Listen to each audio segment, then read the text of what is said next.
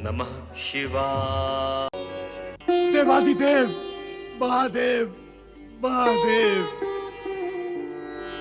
महादेव, मैंने स्वर्ग के जिन देवताओं के लिए ये सब किया, अब वो ही मेरा तिरस्कार करने लगे हैं। केवल देवगुरु बृहस्पति ही मेरे प्रति कृपालु एवं दयालु है। उन्होंने ही मुझे परामर्श देकर आपकी शरण में भेजा है। मेरा उद्धार करे महादेव, मेरा उद्धार करे महादेव, मेरा उद्धार करे।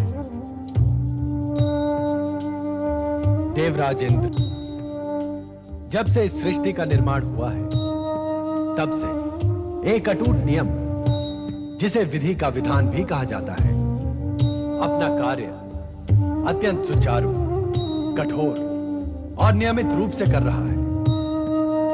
जगत के सभी प्राणी इस नियम से परिचित हैं, किंतु सुख और स्वार्थ की कामना में वे इस नियम को तोड़ते हैं और सुखी होने की अपेक्षा दुखी हो जाते हैं। प्रभु, आप किस नियम के विषय में कह रहे हैं? यही कि छल, कपट, षड्यंत्र, अन्याय, अनीति, इन सब का दुष्परिणाम प्राणी को भोगना ही पड़ता है। वो कितना भी प्रयास व प्रयत्न कर ले इससे बचने के लिए, किंतु बच नहीं सकता। आज तक न कोई बच पाया है और न ही भविष्य में कोई बच सकेगा। ये नियम देव, दानव, मानव सभी पर लागू होते हैं। तुम पर भी। तुम जो भी शारीरिक और मानसिक कष्ट पा रहे हो, वो इसी नियम की नियमितता के कारण पा रहे हो। प्रभु, मैं स्वीकार करता हूं कि मुझसे कुछ अपराध हुए। अपराधी अपने अपराध को स्वीकार करे अथवा न करे, प्रकृति का ये अटल नियम अपनी दिशा और गति नहीं बदलता। इसीलिए हम भी इसमें हस्तक्षेप नहीं कर सकते। प्रभु, तो क्या मैं सदा ही ऐसा कुरूप रहूंगा? क्या मेरा उद्धार कभी नहीं होगा भोलेनाथ? अपराध की स्वीकृति, प्रायश्चित और तपस्या से अपराध की जड़ें सूख जाती है देवराज। कष्ट को भोगने की क्षमता और सामर्थ्य भी प्राप्त हो जाती है। इससे कष्ट अधिक पीड़ा नहीं देता। साथ ही तपस्या कलंक को धो डालने में सहायक होती है। तुम भी प्रायश्चित और तपस्या के पश्चात अपने पूर्व रूप को ही नहीं, स्वर्ग के सिंहासन को भी पुनः प्राप्त कर सकोगे। आप धन्य हैं भोलेनाथ, आप महान हैं प्रभु, आप महान हैं। प्रभु, कृपा कर आप मुझे इस प्रायश्चित और तपस्या का विधान बताएं, ताकि मैं अपने इस कलंक और कुरूपता से मुक्त हो सकूं। प्रभु, वो तपस्या अत्यंत कठिन है इंद्रदेव। प्रभु, मेरे इस वर्तमान कष्ट और कठिनाई से अधिक कठिन तो नहीं होगी। कृपा कर आप मुझे इसका विधान बताएं, मैं अवश्य करूंगा। यही कैलाश के समीप मानसरोवर में एक विशाल कमल है। उसी कमल की नाल में सूक्ष्म शरीर बनाकर तुम्हें सच्चे मन से तब तक तपस्या करनी होगी जब तक तुम्हारे द्वारा किया गया ब्रह्म हत्या का पाप धुल न जाए। प्रभु, मेरी तपस्या कब तक पूर्ण होगी? कृपा कर ये भी बता दे तो मेरे पीड़ित मन को शांति मिले। प्रभु, तपस्या की कोई अवधि नहीं होती देवराज। सच्चे मन से की जाए तो क्षणों और घड़ियों में सफल हो जाती है, और कच्चे मन से की जाए तो वर्षों भी लग सकते हैं। तुम तो निर्मल मन से तप करो, परिणाम शुभ ही होगा। अब समय नष्ट न करो, अपने साध्य की ओर बढ़ो। आपकी आज्ञा शिरोधार्य देवादिदेव, आपकी आज्ञा शिरोधार्य। देवगुरु, मेरे स्वामी के साथ इतनी अप्रिय दुर्घटना घट गई है और आपने मुझे बताया तक नहीं। कृपया बताएं देवगुरु, इस समय वो कहाँ है? वो भगवान शिव की शरण में गए हैं देवी सच्ची, और तब तक स्वर्ग नहीं लौटेंगे जब तक ब्रह्म हत्या के कलंक से मुक्त नहीं हो जाते। मैं इस संकट के समय उनके साथ रहना चाहती हूँ देवगुरु। कृपया अपने दिव्य दृष्टि से देखकर बताएं कि वो अब कहाँ हैं। मैं अब एक पल के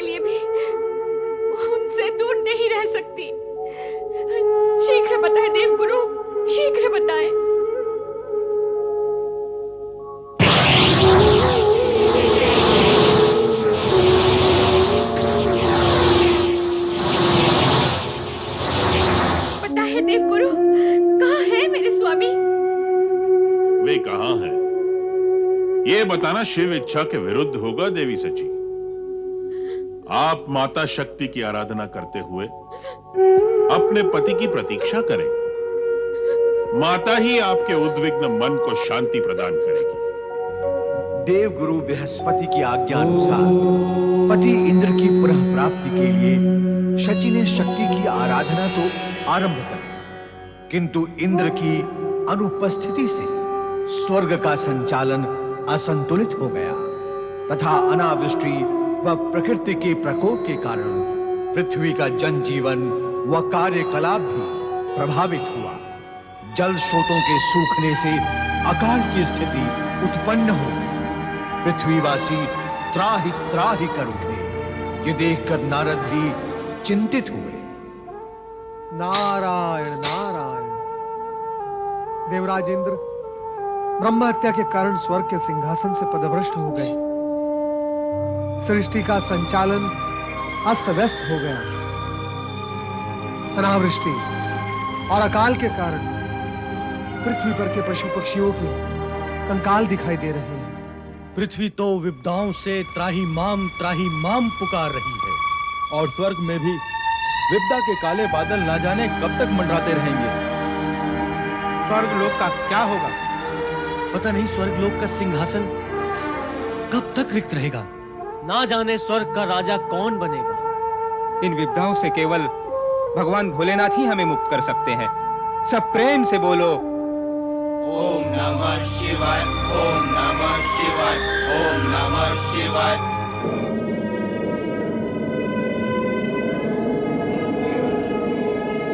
ओम नमो भगवते रुद्राय।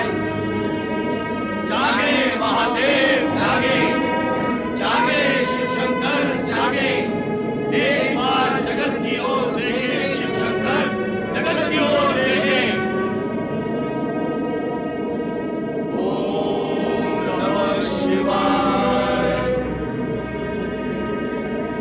हे भोलेनाथ, अकाल और अनावृष्टि से धरती के प्राणी त्रस्त हैं। उन पर करुणा कीजिए शिवशंकर।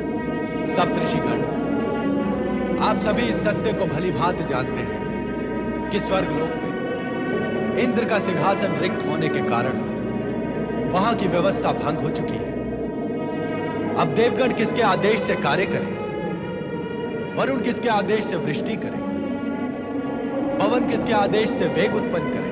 हम आपसे यही निवेदन करने आए हैं प्रभु, आप इंद्रदेव को दोषमुक्त करके उन्हें स्वर्गलोक भिजवाएं, अथवा इंद्रदेव प्रायश्चित और तपस्या पूर्ण किए बिना दोष मुक्त नहीं हो सकते। इसलिए आपको स्वर्ग के सिंहासन पर किसी ऐसे धर्मात्मा और पुण्यवान मनुष्य को आसीन करना होगा जो सदैव स्वर्ग जाने का अधिकारी हो।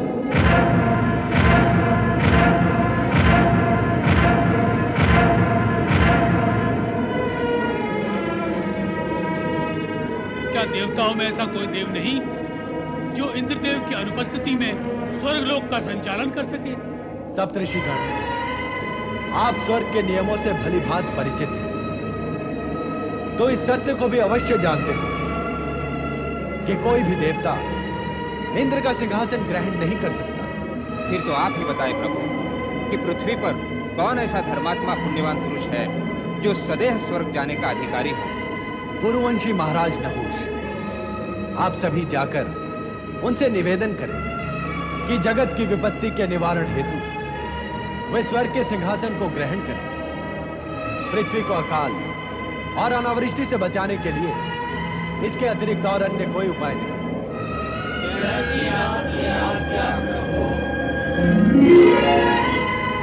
स्वामी, आज तक ऐसा कभी नहीं हुआ कि कोई मनुष्य स्वर्ग के सिंहासन पर बैठा हो।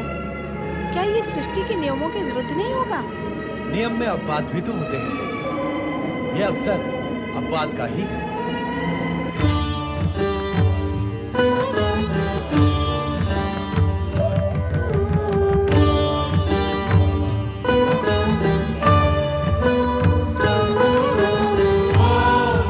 शिवाय।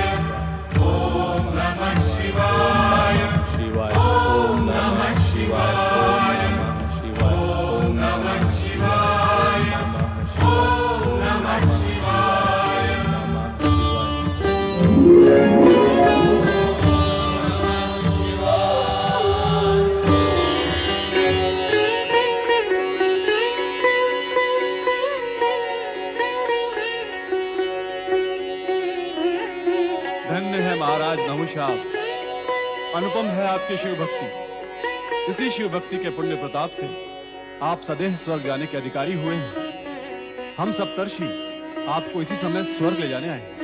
सर्वप्रथम तो मैं आप सप्तऋषियों को प्रणाम निवेदन करता हूं। तत्पश्चात मैं ये स्पष्ट करना चाहता हूं कि मुझे स्वर्ग जाने की कोई आकांक्षा नहीं। मैं शिव आराधना के सुख से वंचित और अपने प्रजा पालन के कर्तव्य से विमुख होकर स्वर्ग कभी नहीं जाना चाहता। अतः मुझे क्षमा करें। हम शिवाज्ञा से ही आपके पास आए हैं, हमें निराश न करें। राजन, जहाँ पृथ्वी के प्राणी अकाल और जल के अभाव में पीड़ित हैं, वहीं आपके राज्य में शिव कृपा से सुख समृद्धि का वास है। आपको प्रजा के विषय में कोई चिंता करने का कारण नहीं है। पूज्य सप्तऋषिगण, शिव पूजा से विमुख होकर स्वर्ग का सिंहासन मुझे नहीं चाहिए। मेरा मन कहता है कि स्वर्ग का यह सिंहासन मुझे मोह व अधम की ओर धकेल देगा। सत्य ये भी है राजन कि पृथ्वीवासियों के कष्टों का निवारण करना भी आपका ही धर्म है। और पृथ्वीवासियों के कष्टों का निवारण तब तक नहीं होगा राजन, जब तक कि स्वर्ग का सिंहासन रिक्त है। और ये सिंहासन आप जैसे शिव भक्त पुण्यात्मा के अतिरिक्त अन्य किसी को नहीं दिया जा सकता। अतः पृथ्वीवासियों के कल्याण के लिए आपका स्वर्ग जाकर सिंहासनारूढ़ होना आवश्यक है। क्या आपके जैसा शिव भक्त शिवाज्ञा की अवहेलना कर सकता है? शिव आज्ञा के सम्मुख तो मैं विवश हूं।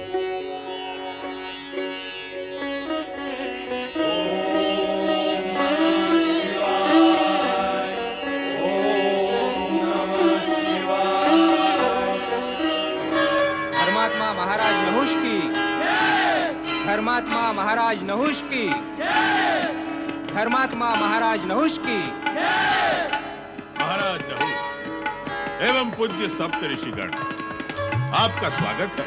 देव गुरु बृहस्पति, धर्मात्मा नहुष स्वर्गाधिपति के सिंहासन को सुशोभित करें और आपके आशीर्वाद तथा देवों के सहयोग से देवराज का कर्तव्य निभाएंगे। अवश्य गुरु वशिष्ठ, अवश्य। महाराज नहुष, स्वर्ग के सिंहासन पर विराजिए।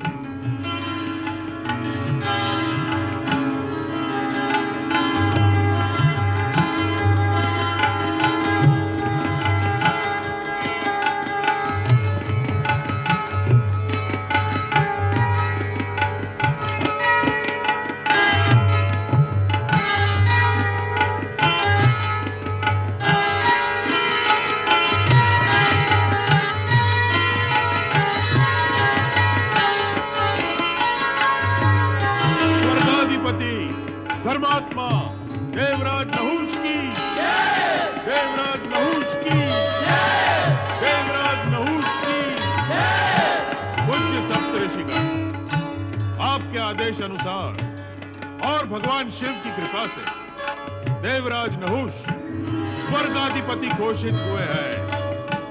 मैं आपको विश्वास दिलाता हूं कि मैं तथा समस्त देवगण इनके संचालन वो व्यवस्था कार्य में संपूर्ण सहयोग प्रदान करेंगे।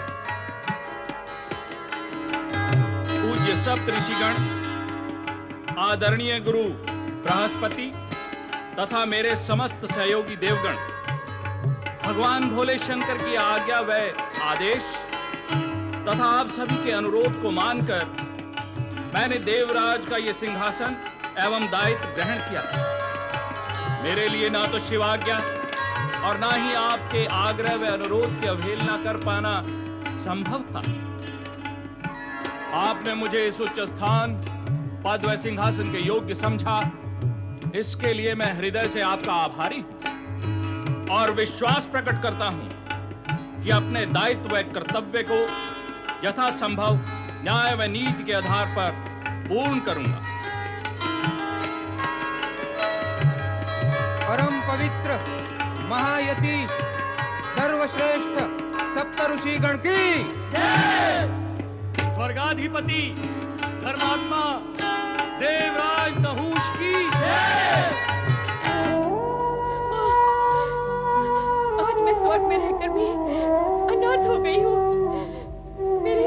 मुझसे दूर चले गए हैं। स्वर्ग के सिंहासन पर, देवताओं के स्थान पर एक मनुष्य विराजमान हो गया है। और मुझे तो ये भी ज्ञात नहीं है कि मेरे स्वामी इस समय कहाँ और किस स्थिति में है। देवगुरु ने भी उनके विषय में मुझे कुछ नहीं बताया। उनके बिना एक पल भी व्यतीत करना मेरे लिए दुश्वार हो रहा है। मेरा ये संकट तुम्हारे अतिरिक्त कौन दूर करेगा माँ? कृपा करो माँ, बताओ माँ, मेरे स्वामी कहाँ हैं? बताओ माँ, मैं इस प्रकार अकेली जीवित नहीं रह सकती, नहीं रह सकती। देवी शची,